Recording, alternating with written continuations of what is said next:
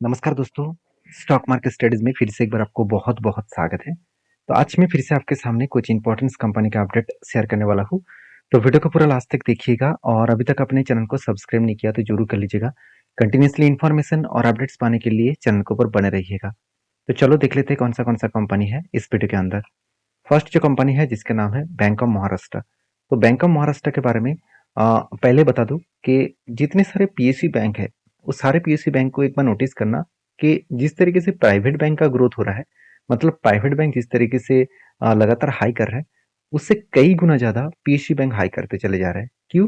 क्योंकि देखिए सामने ही इलेक्शन है और इलेक्शन टाइम में हमेशा गवर्नमेंट बैंक का फायदा होता है, क्योंकि इस टाइम बहुत सारे स्कीम, बहुत सारे नया प्रोजेक्ट लॉन्च किया जाता है और इसका डायरेक्टली फायदा गवर्नमेंट बैंक को मिल जाता है, क्योंकि गवर्नमेंट जितने सारे अनाउंसमेंट करते हैं उसका डायरेक्टली लिंक आप बैंक के माध्यम से होते हैं। और बैंक मतलब प्राइवेट बैंक को तो वो प्रोजेक्ट नहीं देंगे, वो सारे के सारे गवर्नमेंट बैंक को देंगे। तो डायरेक्टली गवर्नमेंट बैंक को ही फायदा मिलता है।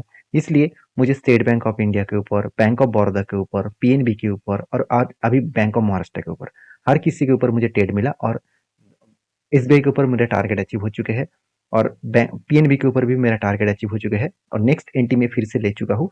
आप मेरा पुराना सब्सक्राइबर है तो आपको पता है कौन सा लेवल में मैंने बाई किया, वो मैं आपके साथ शेयर किया।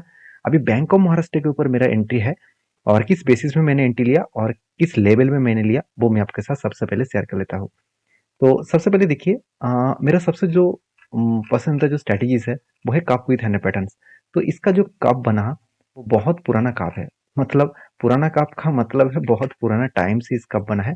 2015 2000 एक्चुअली 14 2014 से देखा जाए तो कंपनी के ऊपर एक बिग जर्नी करके एक कप बना, उसके बाद हैंडल बना। तो यहाँ पे क्वेश्चन आएगा कि सर इतना लंबा जर्नी करके कंपनी ने कप विथ हंड्रेड पैटर्न्स बनाया, तो अगर मान लेता हूँ प्रॉफिट भी होता है तो कितना टाइम लग सकता है। देखिए एक चीज़ों को आप नोटिस करना, मैं थोड़ा सा आपको जूम को छोटा कर देता हूँ तभी आपको और भी क्लियरिटी मिल जाएगा। देखिए जब भी यहाँ पे देखिए क्या हुआ, जब कंपनी स्टार्टिंग हुआ तो कितनी टाइम तक होल्ड किया, अराउंड अराउंड 4 ईयर्स। तो 4 ईयर्स को लेवल को जब भी ब्रेकआउट किया उसके बाद 1 साल के अंदर अंदर वो सारे रिकॉर्ड तोड़ दिए। और कितना लंबा जर्नी हुआ 1 साल के अंदर अंदर, इसका मतलब यही है कि जब लंबा जर्नी करने के बाद कोई भी लेवल को ब्रेकआउट करते हैं तो यहाँ पे मैं ये नहीं कहूंगा कि 1 साल के अंदर अंदर ही टारगेट मिल जाएगा। वो डिपेंड करेगा कंपनी के परफॉर्मेंस के ऊपर। तो पॉसिबिलिटी ज़्यादा है 1 साल 2 साल के अंदर भी टारगेट मिले। तो जो टारगेट मैं लेकर चला हूँ, यहाँ पे मेरा एंटी है, यहाँ पे एंटी है मतलब 52 रुपीज़ के आसपास एंटी है। और जो मैं टारगेट लेकर चल रहा हूँ करीबन 95 रुपीज़ के आसपास। और 52 के आसपास एंटी है और 95 का इसका टारगेट है। और इस टारगेट तक मैं अगर देखूँ तो मुझे जो टारगेट मिलने वाला है वो करीबन 82% के आसपास। तो एक अलग लेवल का टारगेट यहाँ पे मिलने का चांसेस है। तो बाकी इस कंपनी के ऊपर एक चीज़ को आप जरूर याद रखिएगा कि 82% का जो टारगेट बनेगा, 82% का जो टारगेट बनेगा वो कोई पहली बात छोटा मोटा तो टारगेट नहीं है, बहुत बढ़िया टारगेट यहाँ पे बनने का चांसेस है। और दूसरी बात, यहाँ पे टारगेट अगर 2 साल में मिले, मतलब 2 ईयर्स में मिले, तो भी एवरेज मुझे 41% के आसपास टारगेट मिलेगा। तो अभी क्वेश्चन यहाँ पे ये आएगा कि कंपनी के ऊपर मैंने ट्रेड क्यों लिया। देखिए कंपनी के ऊपर जो क्वार्टर रिजल्ट है वो आप देखेंगे तो कंपनी के ऊपर सेल्स दिसंबर क्वार्टर में जो सेल्स हुआ था, इस बार वो सेल्स बढ़ चुके हैं, मतलब कंपनी का सेल्स अच्छा खासा ग्रोथ हुआ है। और कंपनी के इंटरेस्ट भी कंपनी पेमेंट किए और कंपनी के एक्सपेंस भी कंपनी कंट्रोल में रखे। सब कुछ मिटाने के बाद कंपनी का नेट प्रॉफिट 770 करोड़ से 1000 करोड़ तक बना, मतलब कंपनी का प्रॉफिटेबिलिटी एक अलग लेवल में ग्रोथ हुआ। तो जब प्रॉफिट इतना शानदार ग्रोथ हुआ उसके साथ साथ कंपनी का जो पहले एनपीए करीबन 2.5% के आसपास था, वो आज एनपीए को कम करके 0.22% तक लेके आए, मतलब बेस्ट तरीके से यहाँ पे एनपीए देखने को मिला। तो एनपीए जब इतने शानदार तरीके से एनपीए का डाउन साइड सिचुएशन दिखा और प्रॉफिट इतना ग्रोथ हुआ, तो उस कंपनी के ऊपर मैं जरूर टेल लूंगा। ऑब्वियसली मैं टेल लूंगा मतलब टेल ले चुका हूँ। अगर कोई भी कंपनी इसके ऊपर इस तरीके से सिचुएशन देखने को मिले तो ऑब्वियसली उस कंपनी के ऊपर मैं पॉजिटिव कुछ भी डिसीजन लूंगा। तो बैंकिंग के ऊपर इस तरीके से आपका एनालिसिस करना है। और उसके साथ आप एक चीज और भी नोटिस करेंगे कि क्वेश्चन ये भी मुझे पूछा गया कि सर कंपनी अच्छा है तो इंस्टीट्यूशन बाय क्यों नहीं कर रहा है, क्योंकि एफएस के पास 1% और म्यूचुअल फंड के पास एकदम 0.50% के आसपास। तो एक्चुअली जो इसका प्रोमोटर है वो खुद 86% होल्डिंग रखा है। मतलब प्रेसिडेंट ऑफ इंडिया के पास ही 86% होल्डिंग्स है। तो सबसे ज़्यादा होल्डिंग उसी के तो पास है। तो उसी के पास होल्डिंग्स है, जब तक वो माल नहीं बेचेंगे तब तक इंस्टीट्यूशन कहाँ से माल उठाएगा। तो इस बात को आपको समझना चाहिए। तो मैं इस कंपनी के ऊपर बुलिश हूँ। आप किस तरीके से सोचते हैं जरूर मुझे कमेंट्स करके बताना। नेक्स्ट जो कंपनी उसका नाम है Tata steel. Tata steel Tata group की कंपनी है और सबसे इम्पोर्टेंट बात यही है कि टाटा ग्रुप के एक ट्रस्टेड कंपनी भी है। और टाटा स्टील के बारे में एक बात मैं जरूर कहूँगा कि 1,87,000 करोड़ के आसपास इसका मार्केट कैप है।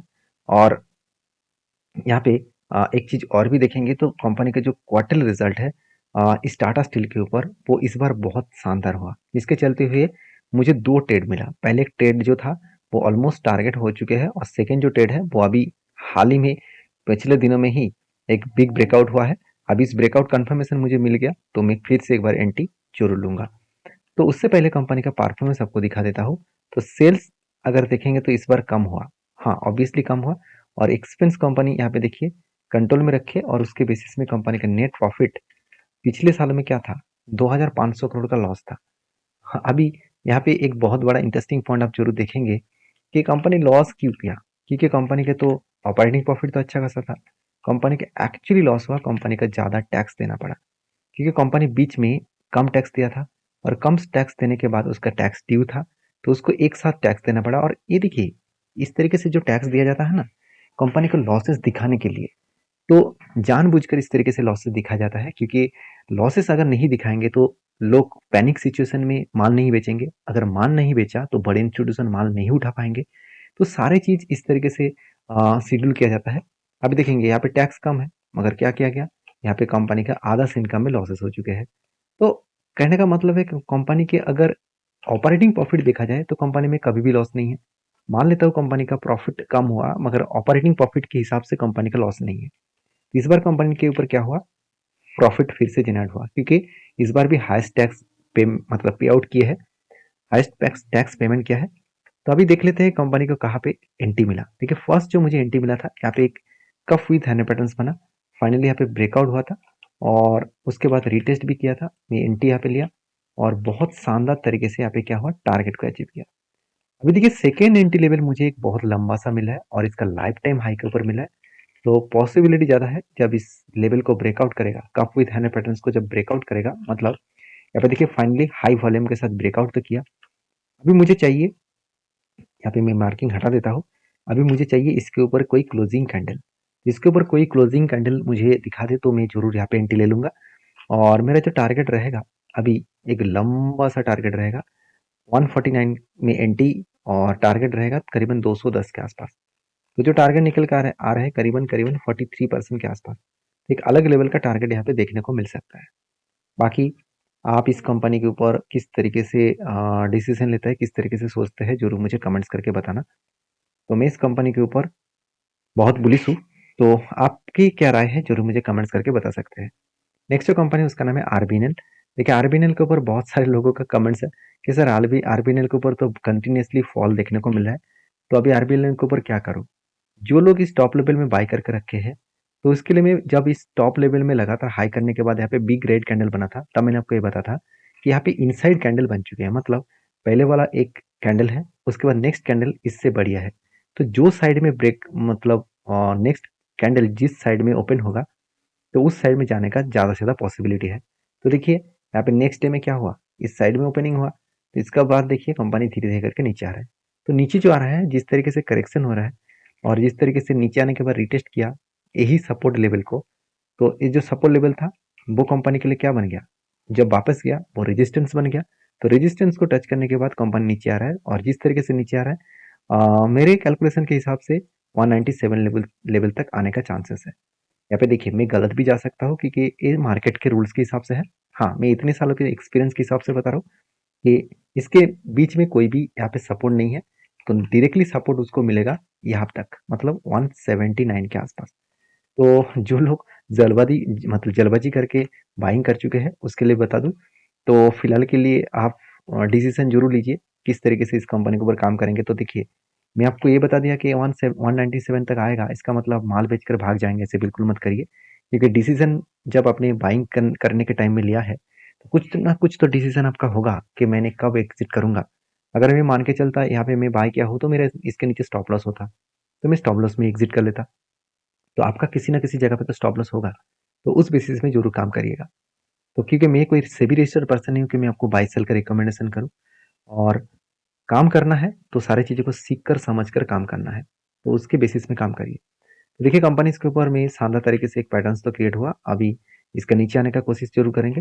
तो कंपनी का परफॉर्मेंस में कुछ खराबी देखने को मिला, जिसके चलते फॉल देखने को मिला है, क्योंकि क्वार्टर रिजल्ट थोड़ा सा वीक होता हुआ देखने को मिले।